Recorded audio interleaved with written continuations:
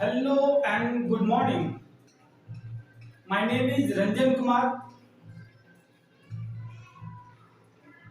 और आज हम लोग स्वदेशी मूवमेंट के बारे में पढ़ेंगे। और इसको स्टार्ट करने से पहले मैं आपसे एक रिक्वेस्ट करना चाहता हूं कि प्लीज आप मेरे चैनल को लाइक करें, सब्सक्राइब करें और अपने दोस्तों के बीच शेयर करें। तो चलिए हम बात करते हैं स्वदेशी मूवमेंट के बारे में।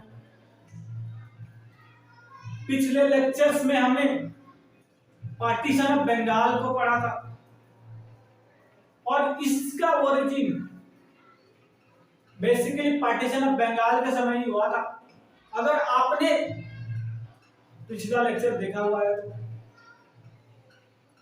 चलिए अब हम बात करते हैं स्वदेशी मूवमेंट्स की। स्वदेशी का मीनिंग क्या होता है, स्वदेशी का मतलब क्या होता है सर?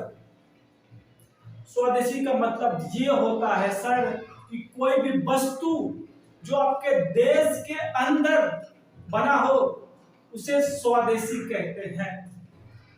मेड इन इंडिया हो उसे हम स्वदेशी कहते हैं। और स्वदेशी मूवमेंट का मोटो ये था कि हमें अपने देश के वस्तुओं को एडॉप्ट करना है, अपने देश के वस्तुओं को अपनाना है, वेस्टर्न कल्चर को बाइकआउट करना है, वेस्टर्न एजुकेशन को फॉलो नहीं करना है, अपने नेशनल स्कूल ऑफ एजुकेशन को बढ़ावा देना है। यही मोटो था स्वदेशी मूवमेंट्स का।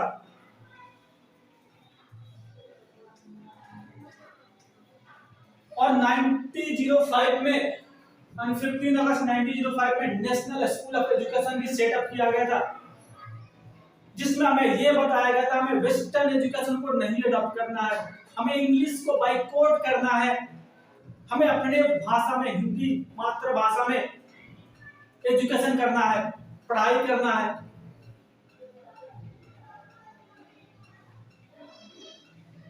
क्लियर? फॉरेन गुड्स को अडॉप्ट नहीं करना है, फॉरेन क्लोथ को नहीं वेयर करना है। यही मोटो था।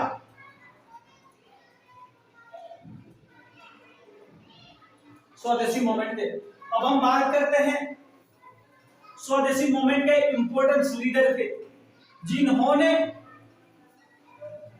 एक इंपॉर्टेंट रोल प्ले किया था स्वदेशी मूवमेंट के समय। चलिए अब हम बात करते हैं Lal Bal Pal and Aurobindo Ghosh play an important role in the Swadeshi movements. ये तो चार नेता थे, इनका कंट्रीब्यूशन बहुत ही अहम था स्वदेशी मूवमेंट्स में। अब ओरिजिन की बात करते हैं। Origin anti partition movement of Bengal के समय ही इसका ओरिजिन हुआ था। इसके द्वारा हम ये कोशिश कर रहे थे कि हम अंग्रेजों पे एक प्रेशर डाल सके, जिसके द्वारा वो अपना पार्टीशन ऑफ बंगाल के डिसीजन को चेंज कर दे।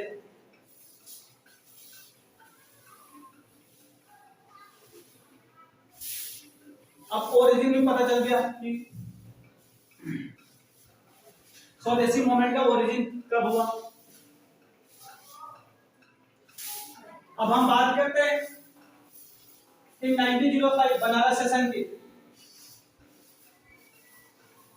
जब बंगाल का विभाजन 1905 में हुआ था, उस समय कांग्रेस का सेशन मीटिंग बनारस में हुआ था।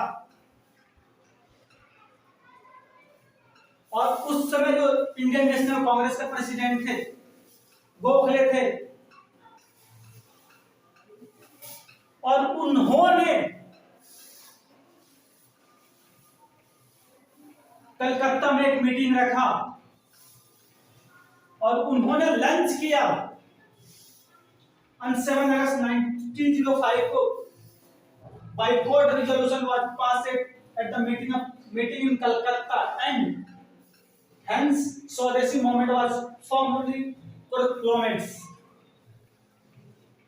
और उन्होंने स्वदेशी मूवमेंट भी प्रोक्लेम किया और बाइकॉट रेजोल्यूशन भी डिक्लेयर किया।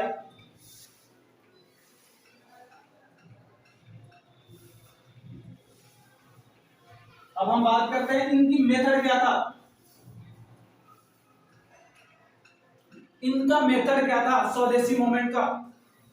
इनका मेथड ये था कि फॉरेन क्लोथ को हमें बाइकआउट करना है और अदर भी गुड्स हैं उनको भी क्या करना है, बाइकआउट करना है and bonfire of foreign goods, और वस्तुएं हैं जो फॉरेन की, जो वेस्टर्न की जितने भी वस्तुएं उनको जला भी देना है।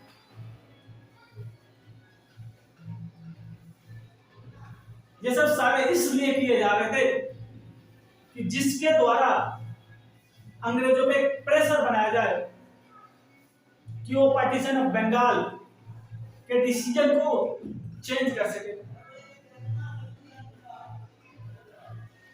चलिए अब हम बात करते हैं कि 1906 कलकत्ता सेशन के, जिसका प्रेसिडेंट दादाभाई नारोजी थे, और उस समय कांग्रेस ने डिक्लेयर किया था सेल्फ गवर्नमेंट और स्वराज्य।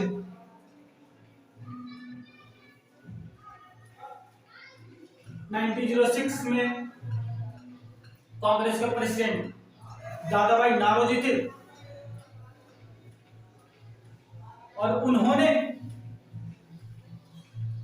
डिक्लेयर किया था self government is objective of Indian national Congress.